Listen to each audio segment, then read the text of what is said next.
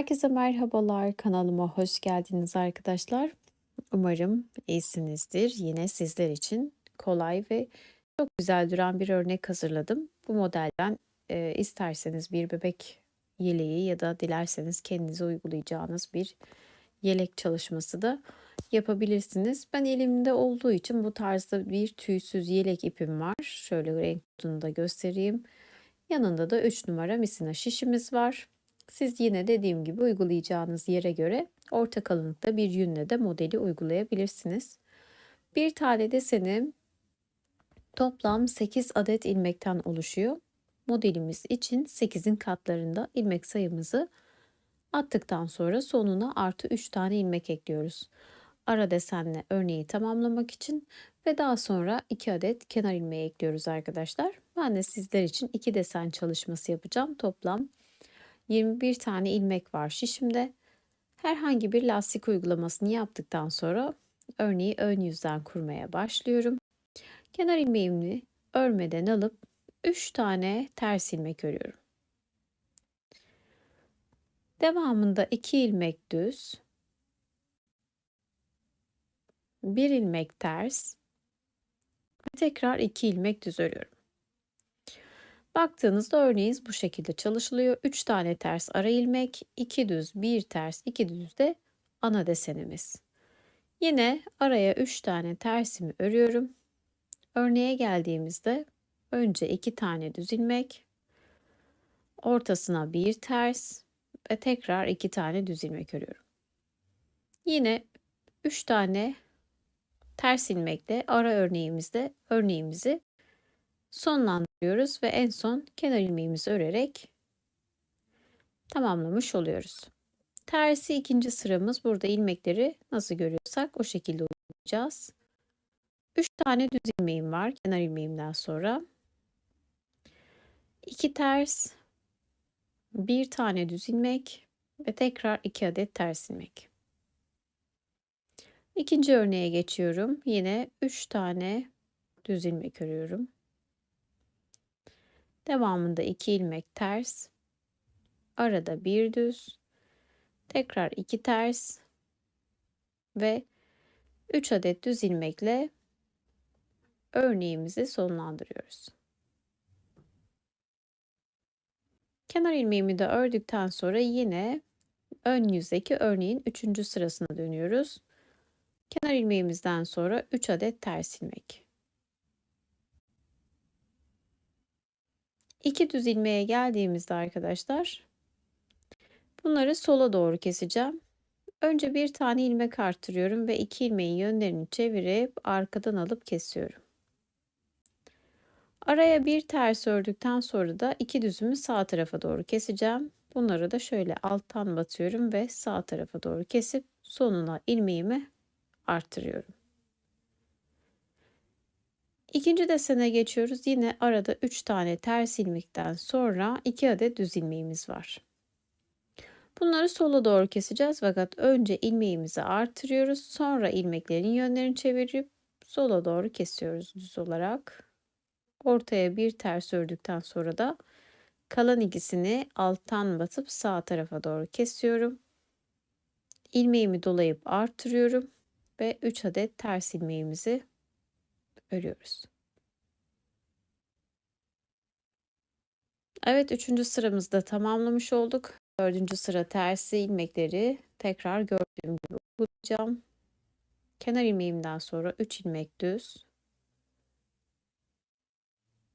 Artırmalarda ters örülüyor. 2 ters, 1 düz ve tekrar 2 ters. Yine arada 3 tane düzüm var.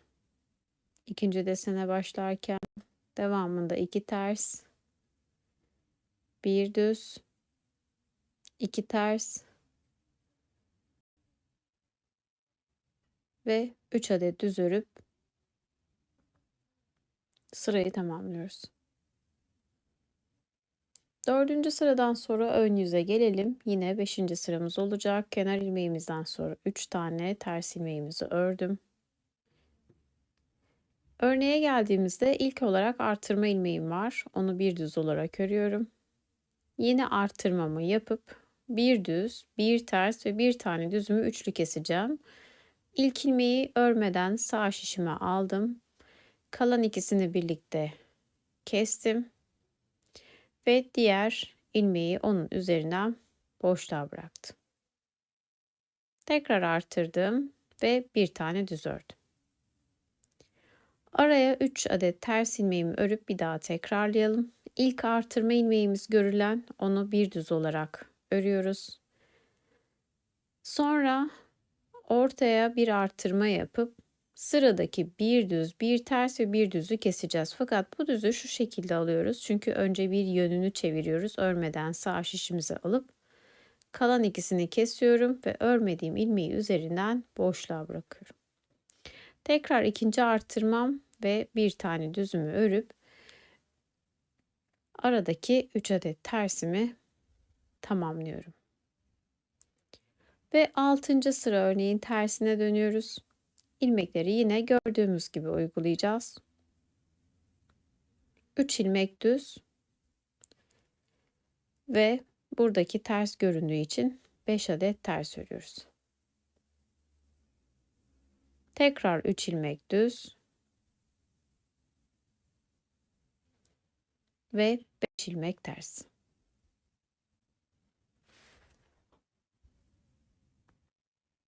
Yine 3 tane düz örüyorum ve kenar ilmeğimi örüp sıramı tamamlıyorum.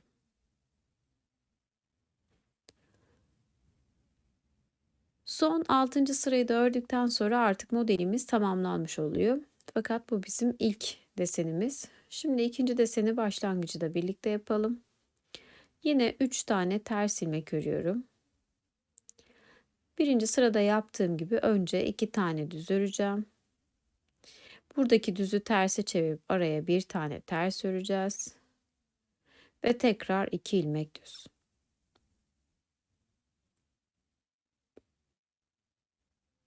Üç ilmek ara tersimi örüp devam ediyorum. Yine 2 düz, bir ters ve 2 düz. Devamında 3 adet ters ilmeğimi de örüp birinci sırayı yine sizlerle birlikte tekrar etmiş oluyoruz. Bu modelimizin özelliğinde ilk desen kendini hafif bir yarım örnek olarak gösteriyor. İkinci desenden itibaren tam örnek olarak ortaya çıkıyor. Tıpkı şimdi ben size şöyle yakın çekim Angora'da çalıştığım modelde göstereceğim. Bakın ilk desenimiz ve ikinci desenlerin büyüklüğü ilk desene göre daha fazla oluyor ve gerçekten çok güzel, çok da basit olan bir model. Bu defa özellikle Angora iple örneği sizlere çalışmak istedim. Burada yine bir çeyizlik yelek olarak ya da günlük bir anne yeleği olarak uygulayabilirsiniz. Ya da özellikle şöyle robadan başlama bebek yeleklerinde de örneğin uygulamasını yapabilirsiniz. Çünkü tersindeki duruşu da gerçekten çok güzel arkadaşlar. Umarım sizler de beğenmişsinizdir. Yeni yıla böyle kolay örneklerle başlayalım istedim. Sizlerle birlikte yine Rabbim nasip ettikçe bir sürü örnekle karşınızda olmaya devam edeceğiz. O yüzden kanalımıza abone olmayı, yorum yapmayı ve beğenmeyi lütfen unutmayın arkadaşlar. Hoşça kalın.